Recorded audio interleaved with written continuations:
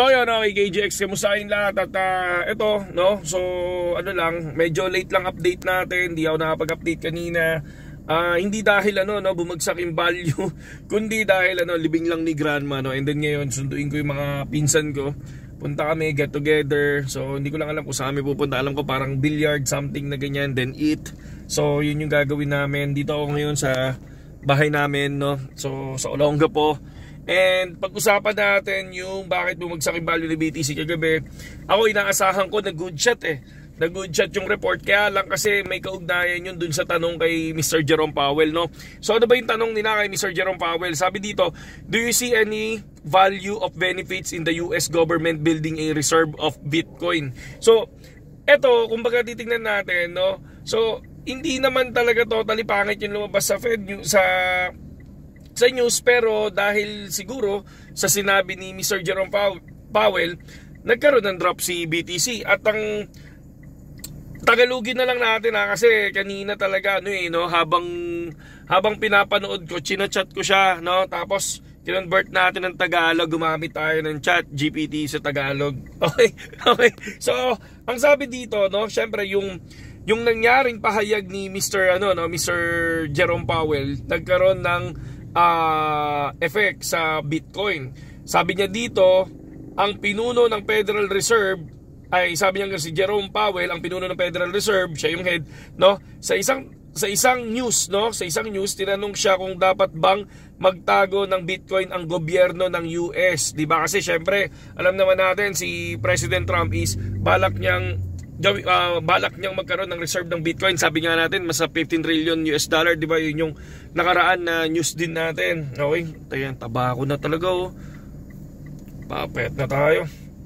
Okay, sabi niya dito, sinabi niya na bawal sa Federal Reserve, no? Sabi niya, hindi naman sobrang bad news, eh. Bawal lang sa Federal Reserve ang may-ari ng Bitcoin. Sabi niya ganun, bawal sa Federal Reserve ang may mag-ari ng Bitcoin. At hindi rin nila balak baguhin ang batas para payagan ito. So, ang laki nung ang laki nung effect nung sinabi niya ngayon. So, sabi nga nila 'di ba? At hindi rin nila balak baguhin ang batas para payagan ito. So, 'di ba? Yun yung keyword doon, kaya nung time na sinabi niya to, biglang doon nag-start yung drop 'di ba? Kung makikita niyo, sabi niya ganoon. Dagdag niya dito, sabi niya noon, dagdag niya nasa Kongreso ang desisyon. O nasa Congress daw ang desisyon nito, no? Kung magkaroon sila ng, alam niyo na, kung pwede silang mag-own ng Bitcoin, no? Tapos hindi sa Federal Reserve, sabi niya ganoon. Nasa Congress ang desisyon nito, wala sa kanila, sa Federal Reserve.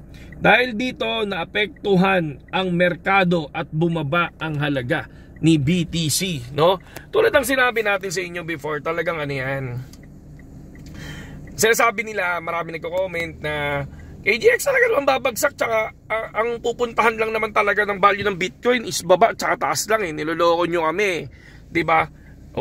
Yun yung mga yun yung mga tawag dito, yun yung mga tanong na, yun yung mga sagot na ewan ko lang kung okay sa inyo yung sagot na yun, no? Na talagang na talagang yun naman talaga ang galaw ng market, babataas. Yes, no? Yun naman talaga, pero ang pinag-uusapan natin dito yung percentage, kung gaano kalalim yung itataas nito, at kung gaano kataas yung itataas niyan, at kung gaano kalalim ang ibababa nito, 'di ba? Yes, nandiyan yan, no? Kahit bumaba, magkakaroon ulit ng bagsak, tapos biglang aangat ulit, 'di ba? May mga uptrend tayong tinatawag na aangat, babagsak ng konti, lilipad ng mataas, babagsak ng konti, lilipad ng mataas, babagsak ng konti. May mga downtrend naman tayo na aangat, babagsak ng malalim, aangat ng konti, babagsak ng ilalim, aangat ng konti, babagsak ng mas malalim, aangat ng konti, babagsak ng ilalim. 'Di ba? May mga sideways naman tayo na aangat, maintaining, 'di ba? So, maraming klase, hindi yung basta na yes, nandoon ka sa word na aangat at bababa lang naman yan KGX, 'di ba? Pero kano kalalim, 'di ba? Yun yung tanong doon, 'di ba? Yun yung tanong. At kailan yun, 'di ba? So, yun lang yung pinaka nakita kong why, bakit bumaba yung value ni BTC. And syempre, ETH update is talagang ganoon, naka 2ETH na tayo, no? Ang investment na natin sa ETH ay 2ETH at bala ko siyang gawing 3ETH. Okay? So, tingnan na lang natin yung mga post ko sa Facebook account natin kasi nandoon naman lahat. Okay? So, wala naman tayong tinatago doon. And ngayon gabi, chill-chill lang muna kami at alam niyo na, bilyard-bilyard, titignan ko kung kaya kong talunin si JB Sukal. Okay? Saludo.